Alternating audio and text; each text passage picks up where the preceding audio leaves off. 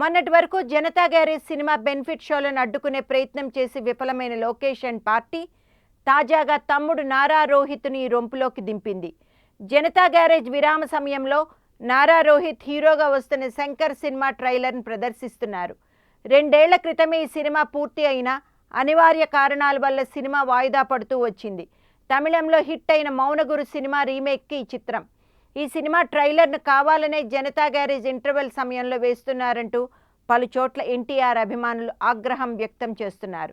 కేవలం తారక్ అభిమానులను రెచ్చగొట్టేందుకే లోకేష్ ఇలా చేస్తున్నారని వారు విమర్శిస్తున్నారు. తాజాగా దీనిపై పెద్ద ఎత్తు చర్చ జరుగుతోంది. మరి దీనిపై ఎవరు ఎలా స్పందిస్తారో వేచి చూడాల్సిందే.